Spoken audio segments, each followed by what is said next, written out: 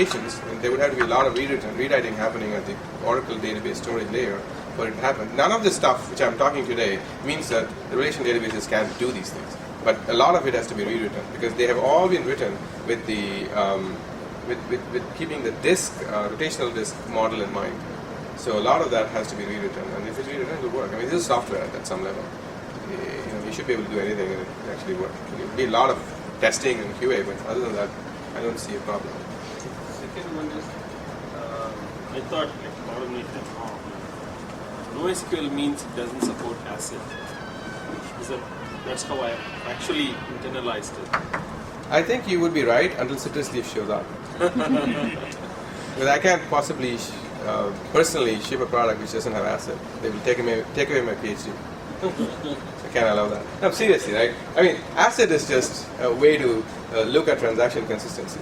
And we don't do, in Citrus Leaf, generalized transactions. I was talking to Mani about it. We don't kind of take like two tables and you have records, record 1 and table 1, record 2 and table 2 and form a transaction with that. Our transactions are very simple. They are single record transactions. Record can be complex.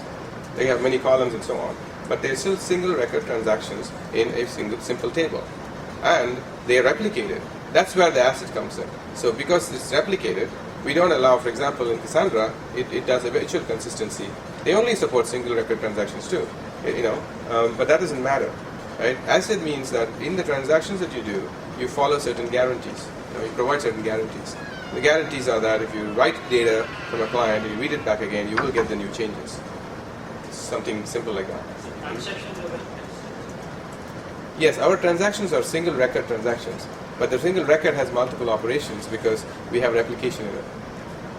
And we also allow scans, which means as you scan it, we want to make sure that you get consistent. We don't do dirty reads.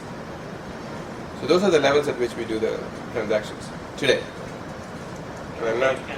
Pardon? Can you? Okay. So the question was about. Oh, the cap theorem is a theorem, right? I mean, it's not possible to defy it. It's a law of physics kind of thing. There's no way you can defy the cap theorem. But what you can do is, I believe, you can play around with the settings which is acceptable to you, right? One of the things that you can do is, we do, for example, is we loosen consistency in the presence of failures. What that means is the system becomes available, but becomes less consistent.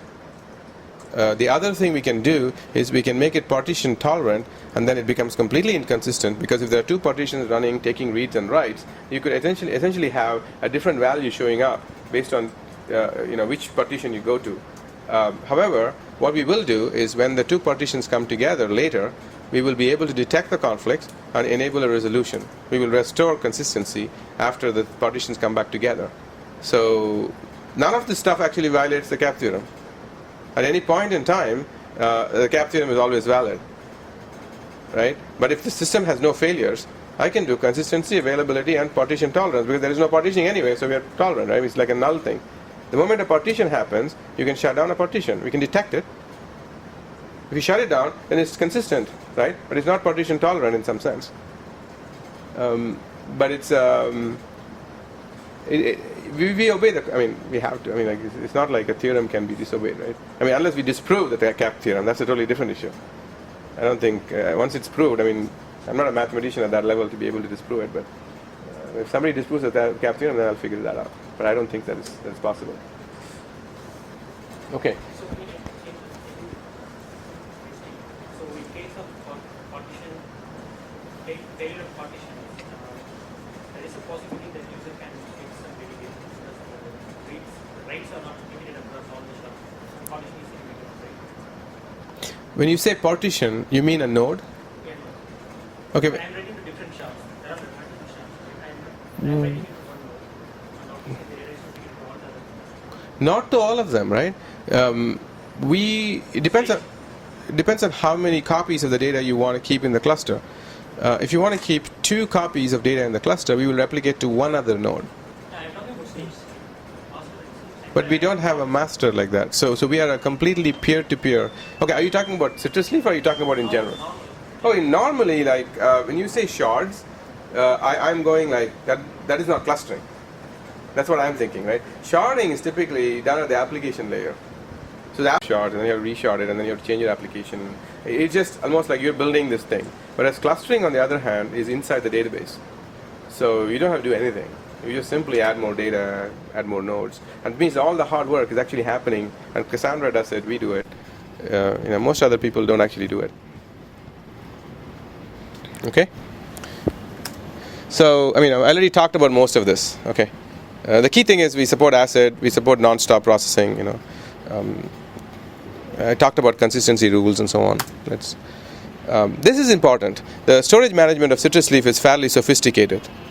So we being a database, and this kind of answers, I think, Mani's question, we actually support multiple ways of storing data. Like I talked about the index and data in DRAM backed by a rotational disk, as well as index and DRAM and data in SSD. And this actually reduces the number of nodes in the cluster. If you have lots and lots of data to store in SSD, you can get it back fast. Since we treat disk as a log, I think I should have probably said it. I hope I've said it somewhere, maybe not.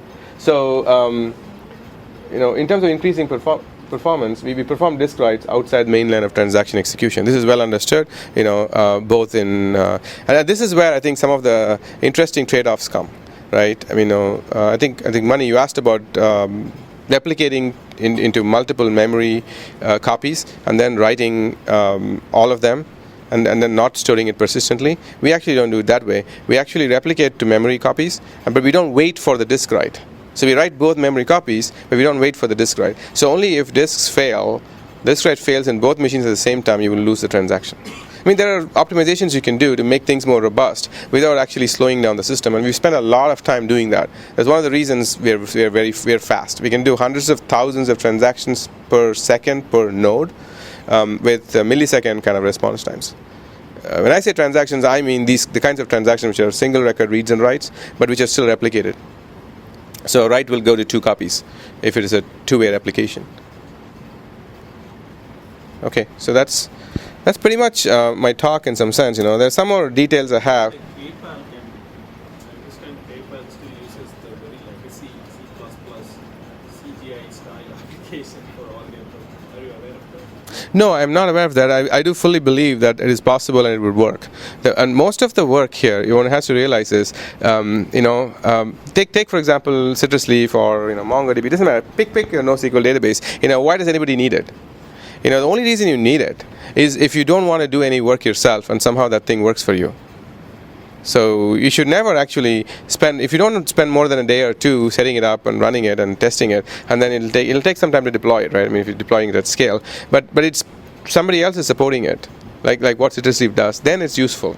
Because then people who are working on using the database can go off and do what it is their core competency is, which is like they're building their applications, they're doing their analysis, in real-time analysis or whatever it is that people do. Then that actually speeds up the business. That's the only reason to use this. Application can be deployed using Citrus Leaf case in point, right? In a couple of days. Typically, the applications that we use, people use us for today, the customers don't think that is a solution. They've usually tried many of the NoSQL usual suspects, and we are not well known because we have been mostly focusing on building the product and getting it actually deployed with the initial customers, show proof of concept. A real deployment, right? It's not a proof of concept deployment, it's a real internet scale deployment as proof of concept, which is kind of hard to do. But the other people have